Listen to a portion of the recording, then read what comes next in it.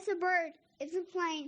This is Jason J. Lewis, the voice of Superman on Justice League Action. This is Mark Wade, writer of Superman Birthright. And you're listening to The Krypton Report.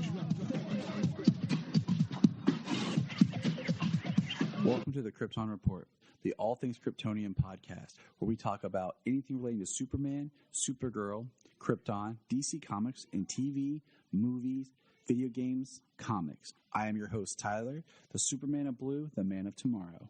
On today's episode, James and I are back. High was still getting cooler, but it's nice because it's fall. And we're talking Supergirl. So, welcome back, Almost James. fall. Yeah, almost fall. Almost fall. September. So this episode is cool. We're talking about Supergirl Dreamweaver. And it bummed me out a little bit that the Dreamweaver song didn't drop at any time. Not even with a hint of it. Yeah, how can you name an episode that and not use the song? And I just think about Wayne's World. Oh, always. When I hear that song, that's what I think about. Is when he's just like. Same thing with Foxy Lady and Bohemian Rhapsody. Oh man, that's true. Bohemian Rhapsody had almost become a forgotten song, and that movie scene helped bring it back into like the zeitgeist, which is awesome. I also want to say, like, I had the awesome pleasure of being on Supergirl Radio and talking about this with Rebecca and filling in for her host, and it was a blast. And we did check it out on Supergirl Radio podcast. You can also watch it on YouTube and see the episode. It was a good time. Yeah, I wanna check that out. I got it in my queue. So we'll kind of go through this kind of beat by beat with characters and stuff, but Mia's like in this weird dream world that we'd never really seen before, and she's seeing, it looks like her mom in white with an owl, and then as soon as like she sees her mom with the owl, boom, Nyxly shows up. And Nyxly's talking about how she's stuck in this dream world realm, whatever, and needs Nia's help to escape. And, this whole episode, Nia's not sleeping. Andrea sends her home on a mental health day, which that'd be awesome if I had a job where they'd send me home for a mental health day. Right. And so Nia, basically the entire episode's like at home sleeping. And trying to go into her dreams and having, the visions of Nyxly and everything.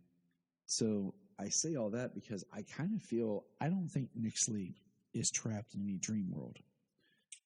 I kind of feel like, because she's a fifth dimensional imp, that she's able to, when she senses Nia go into the dream, she's like popping in. That's why it's so abrupt when she appears right when Nia's trying to see her mom. Yeah, I mean, I think she's manipulating her in some way.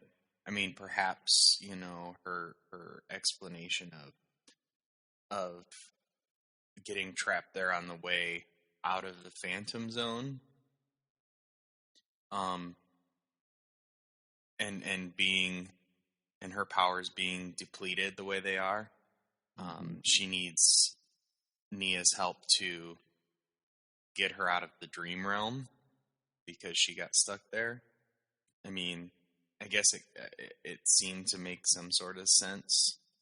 I mean, we're talking about dreams and but they did have a conversation about, only whatever her race is, I can't remember her race now, is able to enter the dream realm physically. And she's like, well, I'm a fifth dimensional imp, which calls up some red flags for Nia. Yeah, she already like, oh, an imp. Yeah. They can't be trusted. I'm like, oh, well, I'm so awesome that you know about fifth dimension. Yeah. Imps. Because once again, I don't know if they've had Nyxly post-crisis yet, but whatever. I think so. Well, didn't we have that guy? Yes. Tom, the good Mixie, yes, Yeah. yeah, he Yeah. showed up post race. You're right. Yep. My And he's brain supposed to trailed be back Yep, he is this And he- season. to me, he works as Mixie. Is like he's exactly the kind of new age Mixie that you want. Yeah. Speaking of Mixie, I was watching some Justice League action the other day. And me too, man. Me too. they got Gilbert Godfrey back to do the voice of Mixie. That made my skin crawl. But he fits so well for the animated Mixie. Oh, he does. Oh, he does. Like, his voice can be nails on a chalkboard. But, I mean, he's completely unique, and his voice is perfect for a frickin' cartoon imp. Can do anything. This is true. That's 100% true. So, But yeah, Nixley says, if you help me get out of here, that bringing something out of the dream is a power that they have. And Nia's, that's against universal law. I don't know where this universal law comes from, but I mean, it must be something unique to their race because of their ability to enter and exit dreams and stuff. mm-hmm. But universal law that she's not supposed to dream anybody into reality, and Nixley is not supposed to bring anybody back from the dead.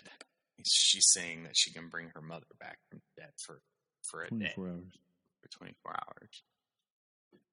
All it made me think of is like, Mia looks like, where can one learn this power? Is it possible to learn this power? And then Nix is like, not from a Jedi. So that's all When I I could thought think about when I usually think about you can't bring somebody back from the dead, I always go back to Aladdin. I don't can't like doing bring- it. It's I don't like doing it. It's not pretty. So that's kind of her story. It's very self-contained, very away from everyone. So it kind of got her up, and it's kind of weird because like she's like the C plot of the episode, if you will. And But it starts and it ends with her. yeah, Um, it ends where she keeps seeing this owl that's supposed to be like the voice of truth and reason, and then she uses her dream power to blast the owl away. which is pretty crazy, because I feel like it would have made more sense if like Nixley was haunting her dreams this episode, and then like the next episode she basically wears her down enough to get her to be like Right. come to the dark side. Yeah. Well, like the owl attacks Nixley, and then she goes back and sees her again, and then Nia specifically says, "My mother revered owls. Owls are truth seekers. Yeah, and then she kills the Owls owl. don't they don't attack like that." And like, so she's like telling herself all this stuff. She's telling the audience all this stuff that the owl is telling her that she's considering doing something bad. And she's saying it to herself, she's saying it to the audience, and then she just says, Yeah, basically, she's like, oh, we have a deal. Blast the owl away. We have a deal. Like, I don't know. That's a lot of that's a lot of short dramatic irony, isn't it? Yeah, I never Like- thought that there was that moment of her like basically coming to terms like, I have to do this now. Well, I mean, it's not out of the realm of comic characters. I mean, we got Flashpoint because Flash knew he shouldn't have gone back to change time, and yet he did. In the story Flashpoint from the comics, he's a long experienced Barry Allen who knows about time travel and things like that. In the show, he's experienced some time travel and was told, how bad it could be. Mhm. So the idea that we've had that Flashpoint being sooner in his career makes more sense because he's less experienced. But does that slip in judgment later on in his career where you actually do something like that, like Nia's doing right here? Like, does that slip up just make the character more human? They make a bad decision even though they know it's wrong. You are correct. You know what I mean? What's the right way to tell the story? I mean, you can tell the story either way. That's why I keep you around. Just so you know. Oh, okay. Well, at least I'm useful for something. This is why we keep James around. So, good job, James. Thank you, Tyler. So that's Nia. And let's move on here. So, we'll jump over to Catco now. And this is what got a lot of people talking was Catco media outlet. For what? Because in here, Andrea is even more going crazy about, we need to interview the Super Friends. Give me the Super Friends, James. Give me the Super Friends. I do love that they use Super Friends. I'm like, that's the best you come up with, but okay. It's very classic. I mean, it works. If they can't say, like, just when they had the whole Crisis event and they kind of used the Super Friends music and stuff, like, if they weren't able to actually say, like, Justice League or anything like that. So they're the Super Friends. Like, not even we could be the Junior Lifeguard Association or the Super 7. The Super 7. Or we could start a league or something. Right. Yeah, I mean, it was really cool the way they did the Super Friends tease later on, and I don't know what the deal is with Justice League, because we got the Hall of Justice, but then it was Super Friends. But she doesn't know about the Hall of Justice. No, but I just like how the Super Friends is kind of like, this is our media go-to. They're Supergirl's friends, so they're Super Friends. Speaking of the Super Friends, I just got to see the Superboy and the Supergirl. Hey, Solomon and Sayla. Yep, my Supergirl just popped her head in here and told me good morning. See, they're all over the place. They're flying around, kids buzzing.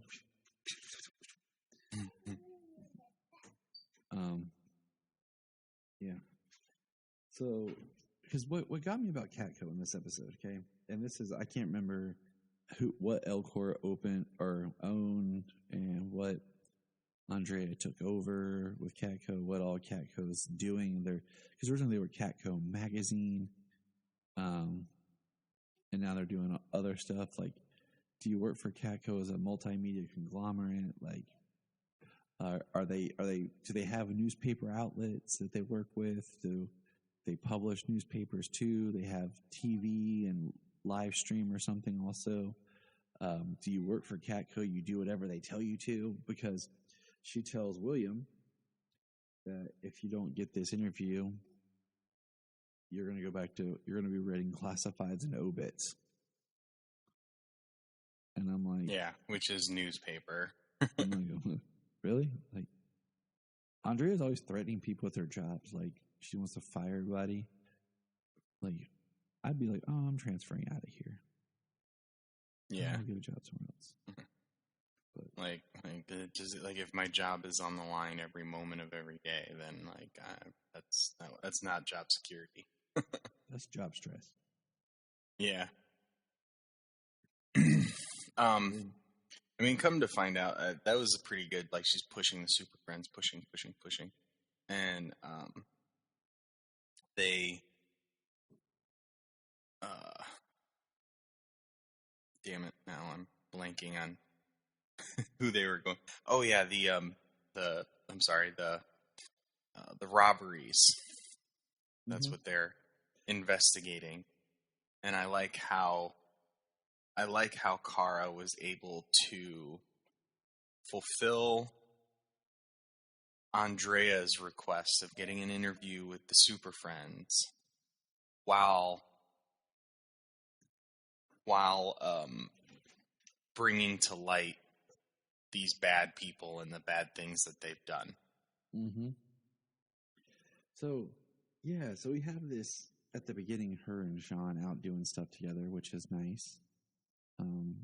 Still kind of weird that, Jean Jones chooses to look like Hank Henshaw when it no longer serves a purpose because the DEO is done and everyone knows that he's not Hank Henshaw, but maybe whatever.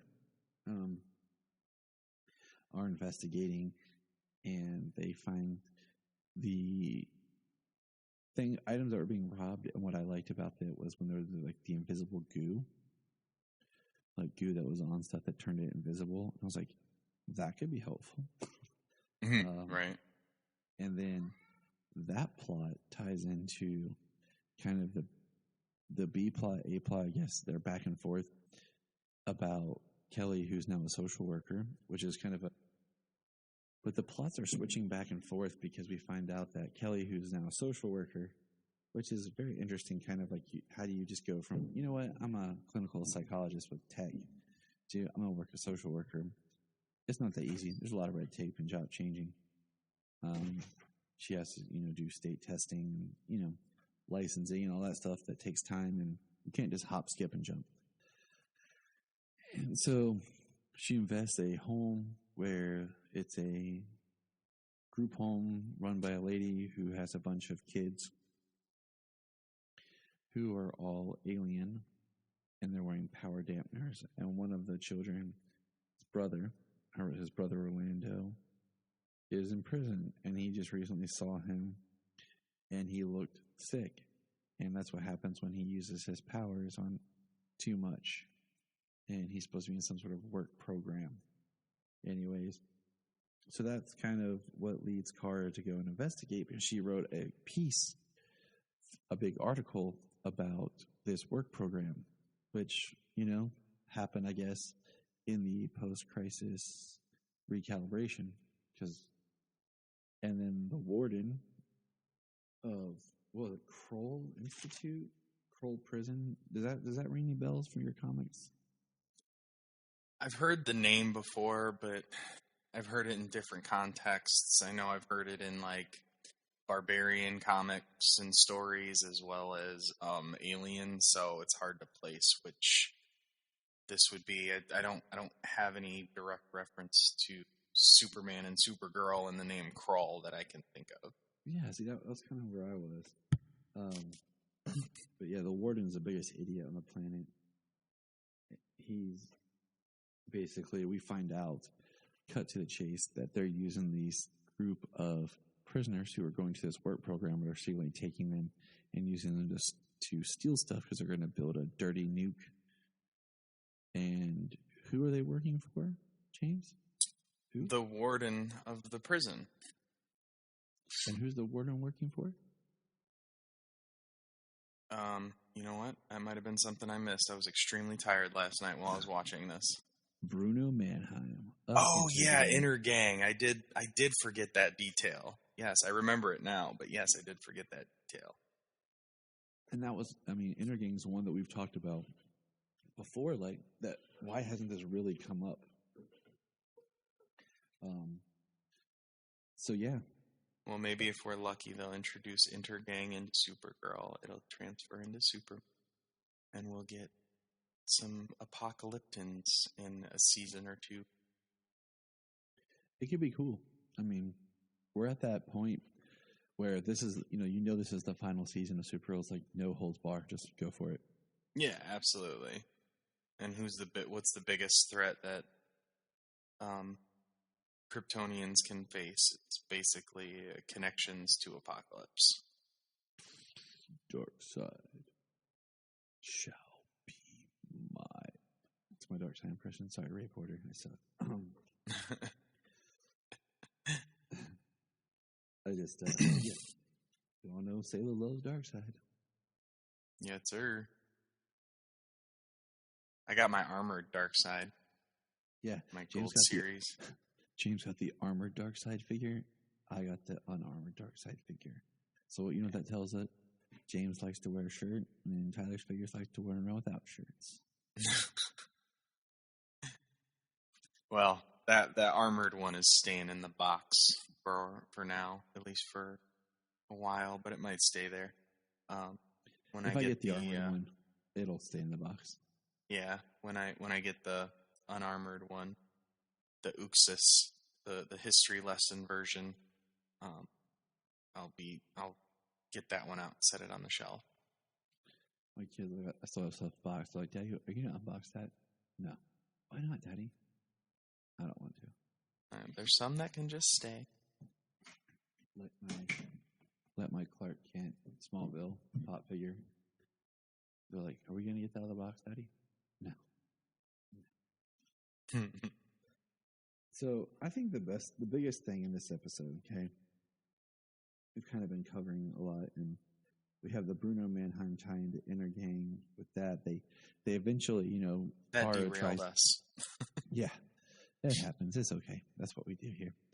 Kara tries to get, they confront the aliens like, we know that you are being forced to do this. Come with us. We're going to let you go. And they're like, if you let us go, we're not going to come back to prison with you.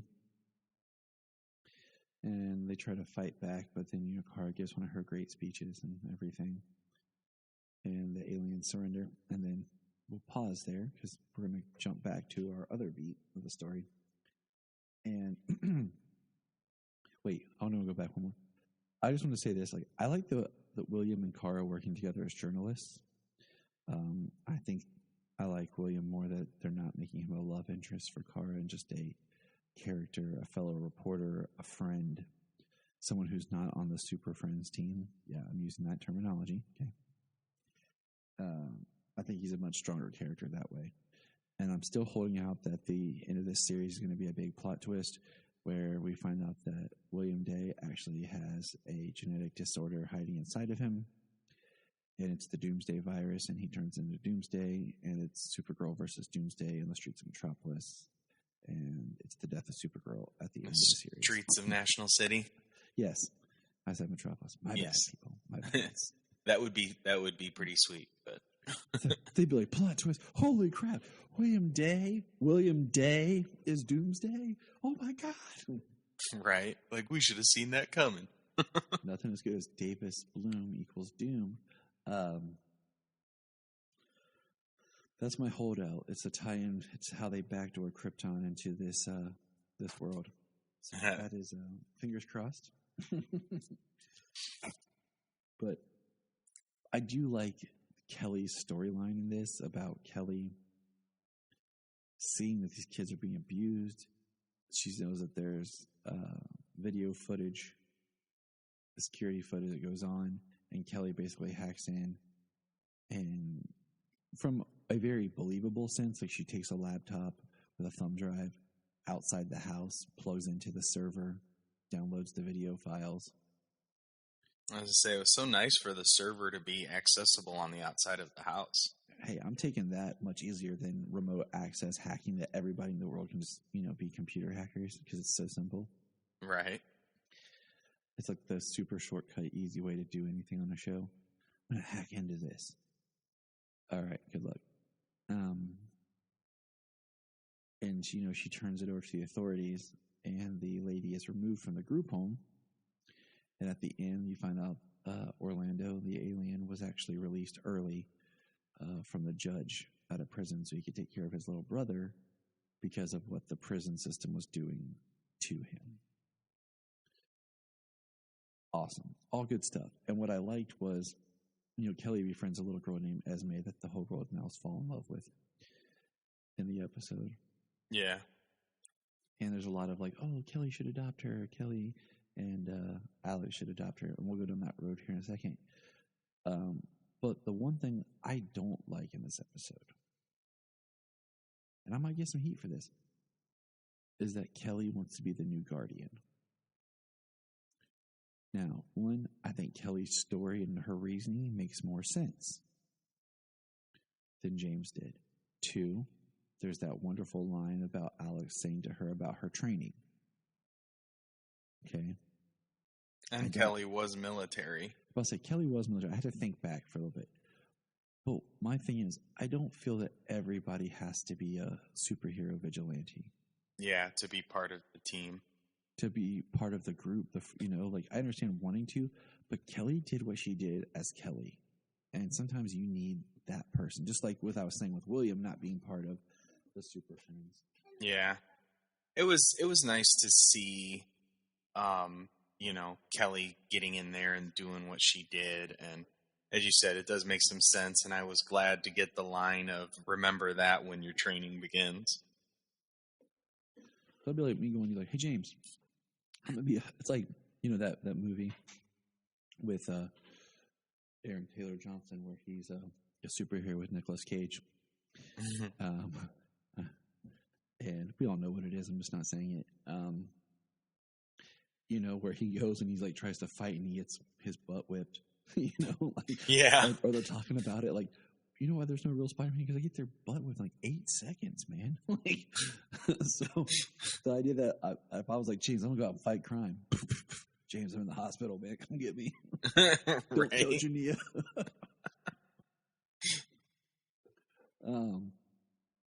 But so I mean, I just you don't have to. Everyone doesn't have to be. Now, if the episode was something where like they had James's old stuff and there was like this scene where they're being attacked, like alien invasion type thing, and people are fighting on the street, and Kelly just grabs it and goes out there to fight, that would make sense. That kind of in the moment action and protection or whatever. But I just feel like we don't need her to be Guardian. Like that's not something that has to happen. She can just be Kelly. All right. So that's my piece. I think she could be. I mean, they planted a seed, her saving people during crisis. Right, which that completely caused. That was a cause. You know what I'm saying? Yeah. I don't think she needed to step up to become. Right. She needs to. I think it would be. I don't know. Guardian in the system, fighting for the system. She could be in the system fighting. So there's a lot of chatter. Chatter like baseball chatter or little squirrels chattering, and about Kelly and Alex adopting Esme, and I'm like, that's cool, and I like that idea, and I hope that happens. But in a way, I proposed this, and there was a little pushback, but that's cool. Whatever, everyone's got their opinion. Was the idea that Kelly and Alex would take over the group home, and the idea being that maybe after the events of however this unfolds and Kara leaves, like Alex lays down the superhero mantle type thing and takes on a new life and gets what she wants of being a mother. I mean, that was a huge part of what season 3, wasn't it? When with Maggie, it was season 3. Yeah. Of why they split up was because she wanted to be a mom, and that wasn't going to happen. And I had someone posted, and like I said, their respect was, oh, so she goes from BA superhero TEO agent to housewife, and I'm like, no, like that's not the concept. The concept is the character longs and wanted to be a mom, and to me, like there's no nobler or greater call than raising the next generation, especially orphan kids who everyone's given up on, who nobody wants, who feel alone and lost in the world. And part of Alex's journey has always been a protector. She's been watching over Kara and helping her. So the idea of Alex as a person raising alien children that have been rejected makes complete sense to me. And as much as she would want to like adopt Esme, but basically deciding to care for all of these kids, I think it's kind of a good kind of almost retirement next step story of everyone moving on in their lives. Yeah, you make a really good point.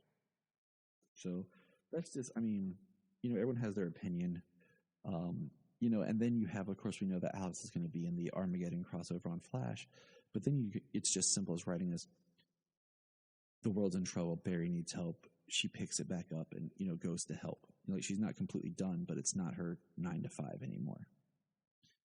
So, but, we'll see.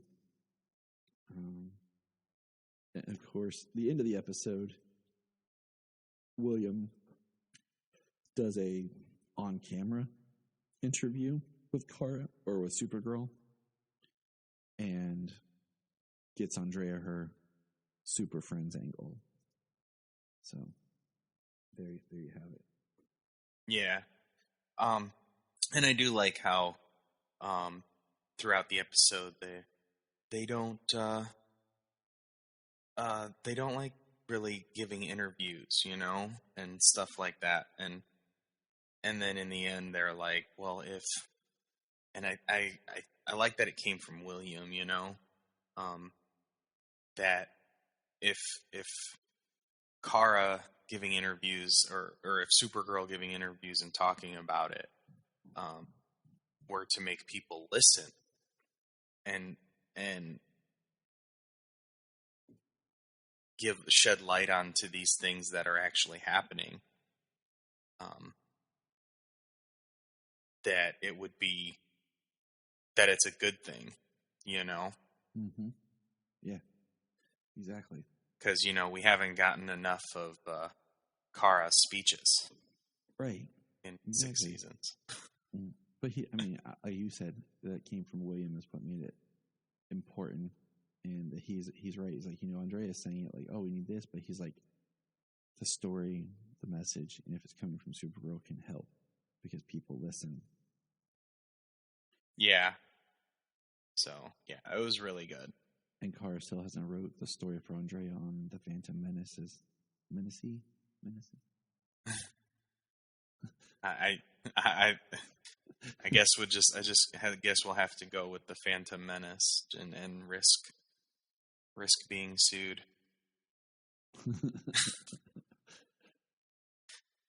She's like, Kara, why didn't you write this story? Because, Andrea, I don't write about the Phantom.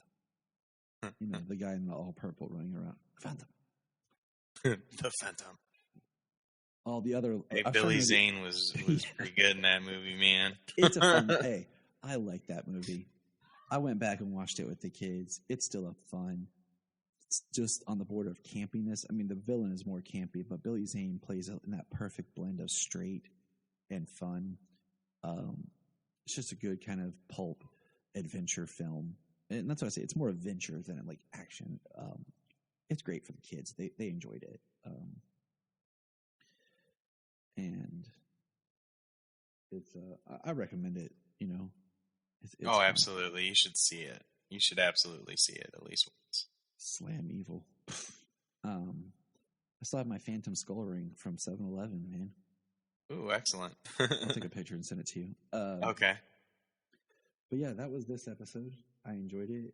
It feels more like a Supergirl episode. Like I feel like we're back in the swing of things. We're going forward, and this was episode 9. So even after the break, it's still, it's not halfway through the season yet. Well, I think Supergirl kind of jumping in before it was meant to air played a factor, along with COVID, obviously. So the closed sets and everything that they did. Now they've gotten full time for production of these episodes. We get to see the full story starting to unfold, and I mean, it's all as heavy-handed as before, but we all know that Supergirl is straight in your face with its message. But yeah, it feels like good classic Supergirl. It does, and I look forward to it. It's funny because it's been around for so long, but watching it and everything, it's like, it's Supergirl again. It's back to like this old feeling of like comfort, like comfort food, Supergirl. There she is. Kind of like when I watch The Flash, the Flash there. He has the Flash has been in the background for a long time, in my life. And 7 seasons, man. Like, Flash started before Solomon was born. So it's kind of just been there for this ride, and I love it. Like, I plan on, it was funny that originally I was doing like rewatches over the summers and stuff, but how everything's happened, going back and rewatching the earlier seasons of Flash. Like, I just started rewatching season 3. I'm halfway through it. And I think I'm going to try to rewatch Krypton and the rest of seasons 3, 4, and 5 of Flash. But, man, watching season 1 and 2 of Flash again, such good fun. Nice. I'm looking forward to rewatching The Flash. I'll eventually rewatch Supergirl in the near future after it's over.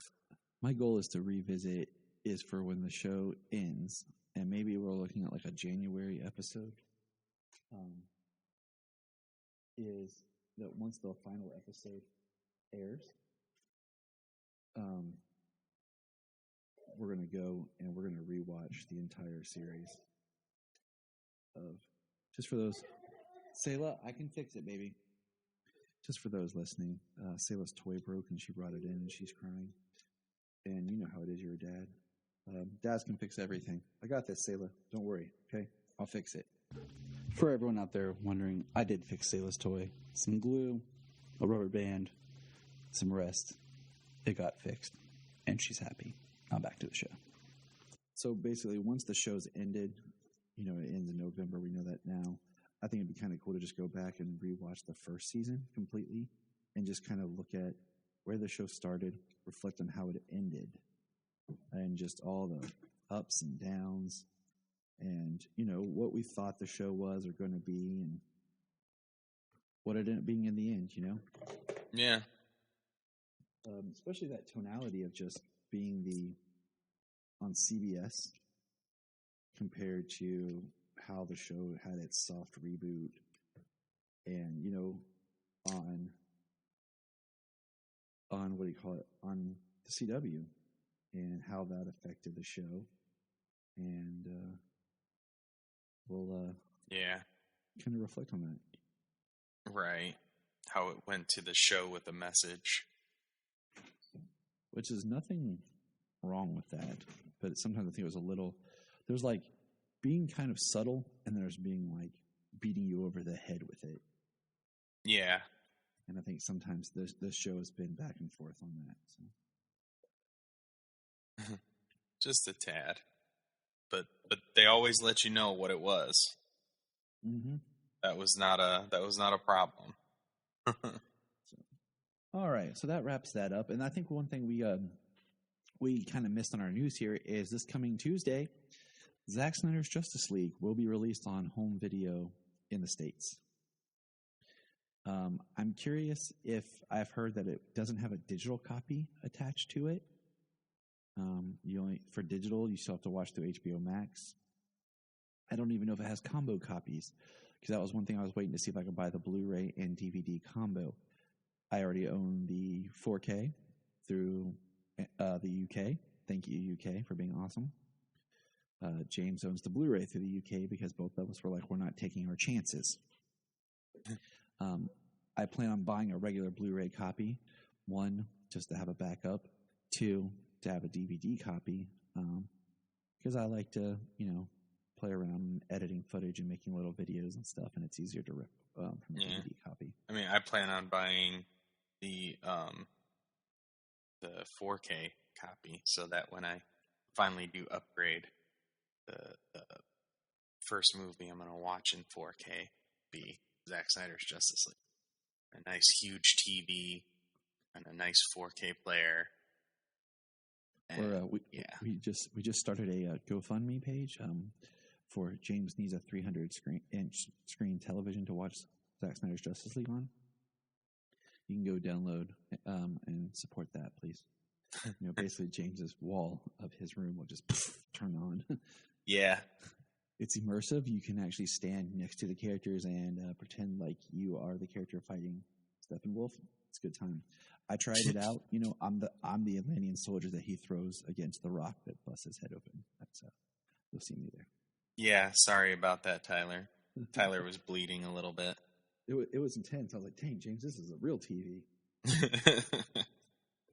But that's going to do us from here.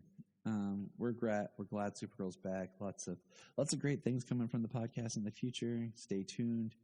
Some new stuff, some fresh stuff, and keep on listening to the Krypton Report. Look up in the sky. The Krypton Report is part of the Southgate Media Group network of podcasts. If you have an interest, check out Southgate Media Group to see if your podcast is there. I bet it is. At the Southgate Media Group website, you can sign up for our newsletter. You'll get info on all the shows, and you can find what you want. You'll also find links to our sponsors where you can get great products and support the podcast. Also, our book, Pod Life, Podcasting Stories. It's a great book. Check it out. It's nice to hear where people come from and why they do what they do.